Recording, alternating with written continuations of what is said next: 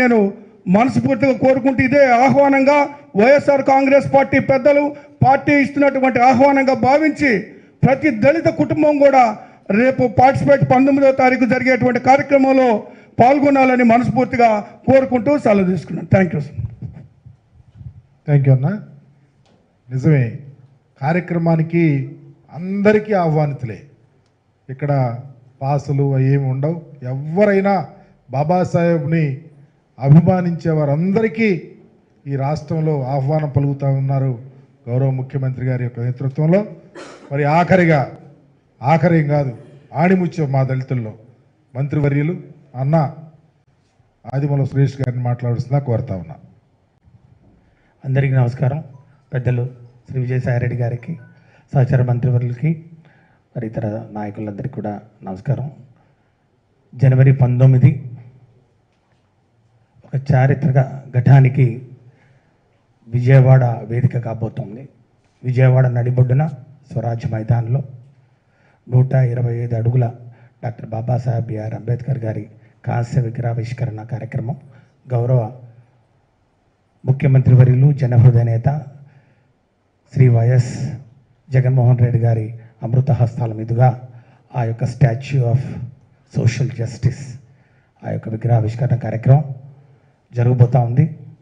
గత వారం రోజుల నుంచి అనేకమైనటువంటి కార్యక్రమాలు దానికి ముందస్తుగా ముఖ్యంగా కర్టన్ రైజర్స్గా నిర్వహిస్తున్నటువంటి విషయం కూడా మీ అందరికీ తెలుసు.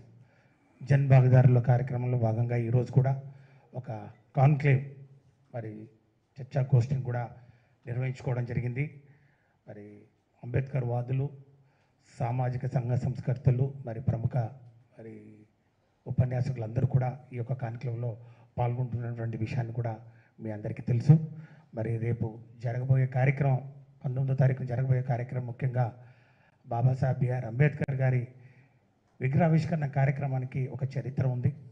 గత పాలకులు మరి ముఖ్యంగా జగనన్న ప్రభుత్వంలో, జగనన్న నాయకత్వంలో మన యొక్క ఆలోచన విధానానికి అద్దం పట్టే విషయం ఆ యొక్క ఘటం అని చెప్పి కూడా నేను మనవి చేస్తూ ఉన్నాను. ఎందుకంటే ఆ స్వరాజ్ మైదానం గత పాలకులు ఈ విధంగా ఆలోచన చేశారు.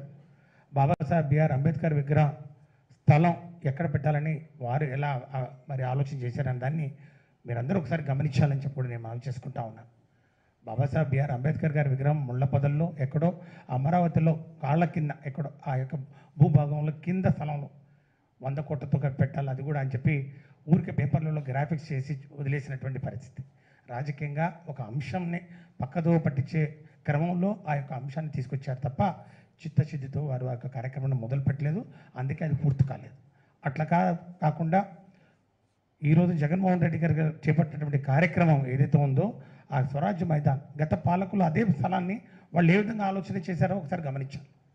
గత పాలకులు అదే స్థలాన్ని, అది 1000 కోట్ల రూపాయలు విలువ చేస్తుంది, అక్కడ ఒక మాల్ కట్టాలి, అక్కడ ఒక కమర్షియల్ కాంప్లెక్స్లు కట్టాలని చెప్పి కన్సల్టెన్సీని వేసి మరి దానికి ఒక కొన్ని కోట్ల రూపాయలు కూడా ఖర్చు పెట్టినటువంటి పరిస్థితి ఈరోజు డాక్యుమెంటరీ ఎవిడెన్సెస్ ఉన్నాయి. అంటే వాళ్ళు ఇప్పుడు ఆ కోణంలో ఆలోచించారు. కానీ ఈరోజు బడుగు బలహీన వర్గాల గుండె తడి తెలిసినటువంటి వ్యక్తిగా జగన్మోహన్ రెడ్డి గారు, మా కష్టాలను తెలిసినటువంటి వ్యక్తిగా, తన పాదయాత్రలో చూసినటువంటి ఆ బాధల్ని మరి దగ్గర నుండి మరి చూసినటువంటి ఆ కష్టాలని రూపుమాపాలని, ముఖ్యంగా పేదరికం వల్ల విద్యకు దూరం కాకూడదు, మరి విద్య ద్వారానే పేదరికం మరి దూరం అవుతుందని చెప్పి ఆలోచన చేసినటువంటి వ్యక్తిగా మరి బాబాసాహెబ్ బిఆర్ అంబేద్కర్ గారి భావజాలాన్ని, ఆయన యొక్క ఆలోచన విధానాన్ని ముందుకు తీసుకోవాలని మరి ఆ స్థలాన్ని, ఆ స్వరాజ్ మైదాన్ 1000 కోట్ల రూపాయలు విలువ చేసే స్థలం నడిబొడ్డున, విజయవాడ నడిబొడ్డున 500 కోట్ల రూపాయలు, ఇప్పటికి 450 కోట్లు అయింది, 500 కోట్లు టచ్ అవుతుంది. 500 కోట్ల రూపాయల విలువతోటి ఆ యొక్క విగ్రహావిష్కరణ అక్కడ చేస్తే అందరికీ స్ఫూర్తిదాయకంగా ఉంటుంది. భావితరాలకు మరి ఆయన యొక్క ఆలోచన విధానాన్ని, ఆయన యొక్క భావజాలాన్ని గుర్తు చేసే విధంగా అది ముందుకు పోతుందని చెప్పి ఆలోచన చేసిన వ్యక్తి ఎవరుంటారో ఒక జగన్మోహన్ రెడ్డి గారు తప్ప. అందుకే ఖచ్చితంగా ఆ యొక్క కార్యక్రమాన్ని మనం ముఖ్యంగా రాష్ట్రంలో ఉన్నటువంటి 1 కోటి మంది మరి దళితులు కానివ్వండి, బడుగు బలహీన వర్గాలు, దళిత వర్గాలు 2/3 ఆఫ్ ది పాపులేషన్ మనం ఉన్నాం కాబట్టి ఇది ఒక మనకు పండుగగా, ఈ రాష్ట్ర పండుగ దాన్ని జరుపుకోవాల్సినటువంటి బాధ్యత మనందరి మీద ఉందని చెప్పి కూడా మనవి చేసుకుంటూ పెద్ద ఎత్తున అందరూ కూడా తరలి రావాలి. ఆ యొక్క కార్యక్రమం ఒక కన్నుల పండుగగా జరగబోతుంది. మరి సాయంత్రం నుంచి రాత్రంతా కూడా ప్రోగ్రాం ఉంటుంది. మరి పబ్లిక్ మీటింగ్స్ అయిన తర్వాత లేజర్ షో ఉంటుంది, డ్రోన్ షో ఉంటుంది. కన్నుల పండుగగా ఒక రోజంతా కూడా అంతర్జాతీయ పర్యాటకులు అక్కడ మరి చూసే విధంగా అన్ని ఏర్పాట్లు కూడా చేయడం జరిగింది. బహుశా ఒకే ప్లేస్లో మరి బాబాసాహెబ్ అంబేద్కర్ స్మృతివనాన్ని ఇంత చక్కగా ఎక్కడ కూడా దేశంలో ఎక్కడ కూడా, ఢిల్లీ కానివ్వండి, మహారాష్ట్ర కానివ్వండి, అన్ని చూడ మేము సందర్శించడం జరిగింది. అన్ని ప్రాంతాల్లో ఉన్నటువంటి ముఖ్యమైన అంశాలన్నీ తీసుకొచ్చి ఇక్కడ పొందుపరిచి దీన్ని నిర్మాణం చెప్పడం జరిగింది.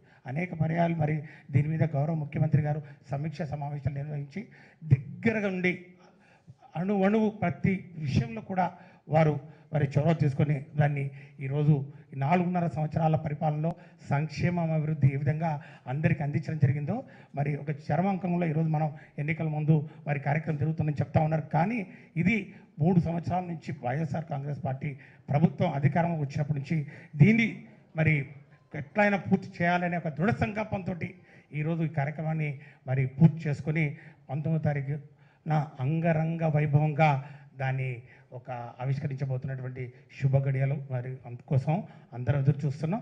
దయచేసి ఒక కార్యక్రమాన్ని మరి అందరూ కూడా పెద్ద ఎత్తున పాల్గొని విజయవంతం చేయాలని చెప్పి కూడా వైఎస్ఆర్ కాంగ్రెస్ పార్టీ తరఫున, ప్రభుత్వం తరఫు నుంచి కూడా మేము అందరినీ కోరుకుంటూ సెలవు తీసుకున్నాం. థ్యాంక్ యూ అన్న.